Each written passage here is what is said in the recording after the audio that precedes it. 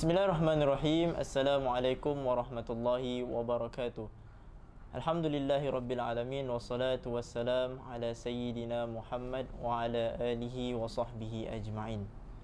Tuan-tuan, puan-puan yang dirahmati Allah sekalian, alhamdulillah, Allah Ta'ala telah izinkan kita untuk hidup pada hari ini, untuk kita teruskan berpuasa kita dalam bulan Ramadan.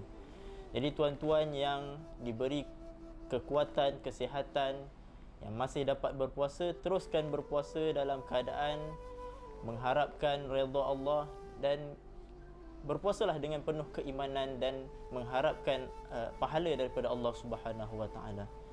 Jadi ada di kalangan kita golongan wanita yang uzur tidak dapat berpuasa pada hari ini. Adakah Allah Ta'ala akan mengabaikan pahala puasa buatnya? Semestinya tidak. Jadi orang-orang perempuan, para wanita di luar sana yang tidak diberi kesempatan untuk berpuasa pada hari ini, maka jadikanlah setiap masa dan keadaan yang puan-puan lalui pada hari ini untuk memperbanyakkan ibadah, iaitulah dengan menyediakan juadah berbuka puasa, memberi sedekah, apa-apa sahaja yang puan-puan yang tidak mampu lakukan seperti puasa, lakukanlah amalan-amalan lain, iaitulah bersedekah, berbuat baik kepada keluarga dan juga suami, memberi makan kepada orang-orang miskin dan ahli keluarga dan sebagainya. Tuan-puan muslimin yang dirahmati Allah sekalian, kita dikurniakan Al-Quran, iaitulah pada bulan Ramadan, melalui satu firman Allah Subhanahu wa taala, Syahrul Ramadan alladhi unzila fihi al-Quran hudan linnas wa bayyinatin minal huda wal furqan. Allah Ta'ala bagi tahu, Syahrul Ramadan alladhi unzila fihi al-Quran, bulan Ramadan itu bulan yang diturunkan padanya Al-Quran. Jadi apa-apa yang berkait sahaja dengan Nabi SAW, dia menjadi mulia.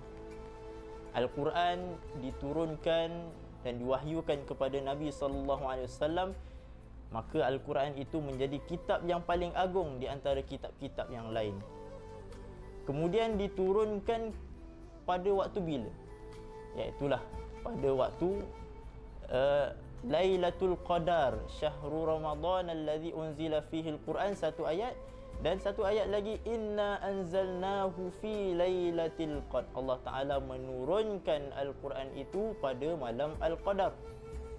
Maka malam Al-Qadar juga dikaitkan dengan Al-Quran, yang mana Al-Quran itu dikaitkan dengan Nabi SAW.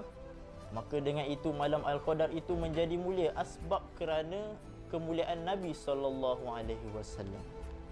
Jadi kita lihat, dengan sebabnya Nabi SAW itu, apa-apa yang dikaitkan dengan Nabi SAW, maka dia menjadi mulia. Kita juga tuan-tuan perempuan yang dirahmati Allah sekalian, merupakan umat Nabi SAW. Maka bila dikatakan umat Nabi SAW, kita merupakan umat yang paling mulia di antara umat-umat yang terdahulu, umat-umat yang lain. Kerana apa? Nanti di akhirat kelak, ketika dihitung amalan, kitalah yang akan mendahului dalam perhitungan amalan itu berbanding dengan umat-umat terdahulu. Dimasukkan ke dalam syurga, kitalah menjadi orang-orang ataupun umat-umat yang mendahului umat-umat yang terdahulu untuk masuk ke dalam syurga. Asbab apa tuan-tuan? Asbab daripada kemuliaan Nabi SAW.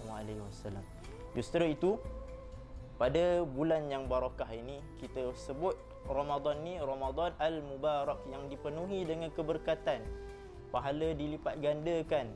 Sedangkan bulan-bulan yang sebelumnya, 2 bulan sebelum Ramadan pun, Allah Ta'ala telah menjanjikan pahala yang berlipat kali ganda, melimpah ruah, iaitulah bulan Rejab dan bulan Sya'ban.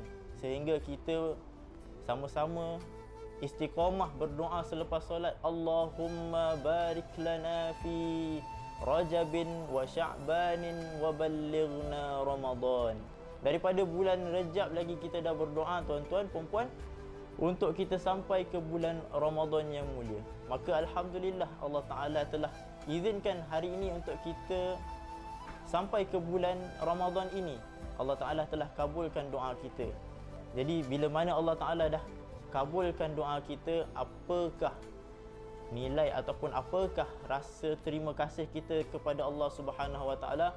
Tidak lain tidak bukan kita berterima kasih dengan melaksanakan sebanyak mungkin amal kepada Allah Subhanahu Wa Taala dengan hati yang ikhlas. Pada bulan Ramadan juga pelbagai manfaat ataupun ganjaran yang kita boleh peroleh, iaitulah antaranya kebiasaannya bulan Ramadan ni bulan Al-Quran.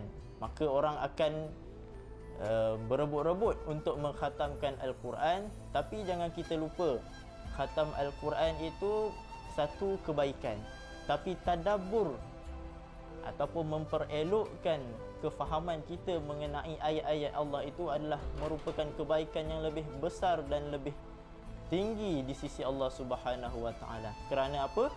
Kerana bila kita baca semata-mata kita tidak faham, maka kita hanya dapat pahala membaca sahaja. Apabila kita baca dan kita faham, kita akan mendapat dua ganjaran di situ. Kemudian bila mana kita faham, kita beramal dengan apa yang kita faham itu, maka itulah akhir daripada permulaan kita membaca Al-Quran tadi. Memang kita nak dia punya penghujungnya adalah amalan itu. Kerana itulah bila kita melakukan sesuatu amalan itu mesti kena ada ilmu. Imam Ibnu Ruslan dalam matan Zubatnya bagi tahu, wa kullu man bi ghairi ilmin ya'malu a'maluhu mardudatun la tuqbalu.